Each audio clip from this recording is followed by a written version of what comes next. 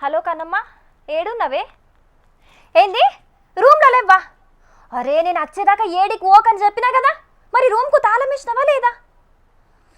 ఓ నీ పని పాడుగాను గొల్లం పెట్టిపోయినవా? ఇంకా నయ్యం తలుపులు తెరబెట్టిపోనుంటివి. జల్దీ రూమ్కో.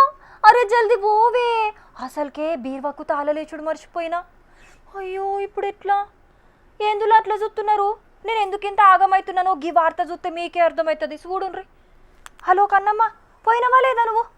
అనకాపల్లిల 10 10 10, కదిరీల 6 6 6, తిరుపతిల 1 1 1, వరంగల్ల 1 1 1. ఏందుల్లా కాలేజోళ్ళు చదవాల్సిన ర్యాంకులు జోర్దారోళ్ళు చదువుతున్నారని పరేషాన్ అయితుండ్రా? ఇవి ర్యాంకులు కాదుల్లా, దొంగతనాల లిస్టు. సలార్ సినిమా కలెక్షన్ల కంటే ఎక్కువ కలెక్షన్లు చేస్తున్నారు కదా దొంగలు. ఇగో వరంగల్ కాడవో ఇంట్లో దొంగలు పడి బీర్వాలున్న 40 తులాల వెండి, తులంన్నర బంగారం, పైసలు ఎత్తుకపోయినరట.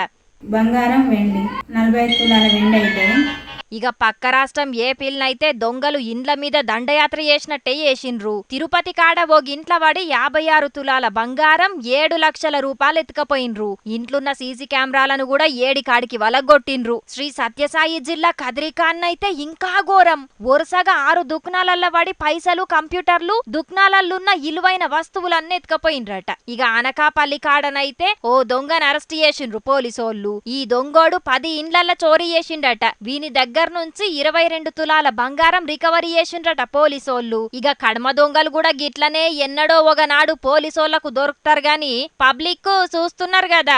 అసలుకే ముంగట సంక్రాంతి పండగున్నది. ఇండ్లకు తాళాలేసి మీరు ఊరికి పోయి పండగ చేసుకుంటే దొంగలు మీ ఇంటికొచ్చి పండగ చేసుకుంటారు. అందుకే జర పైలం మరి. బంగారం పైసలేమన్నుంటే ఎక్కువ తక్కువ ఇండ్లల్ల పెట్టకుండ్రి. ఏమంటున్నాం? ఏం దొంగలు మోపైన్రా నాయన. గీ చలికాలంలో చలి కంటే ఎక్కువ మీరే జనాలను గజగజ వణికిపిస్తున్నారు. పోలీసోళ్లకు దొరికితే మీకున్నట్టే గాని పబ్లిక్ మీరైతే జాగ్రత్తగుండుండ్రి.